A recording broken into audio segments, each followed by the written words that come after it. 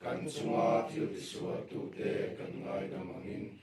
nang poin kan thil ti sual ngai damang che sual tu la thlem na mi hruai lu sung che mi sual la ka chua mi chandam zo khong che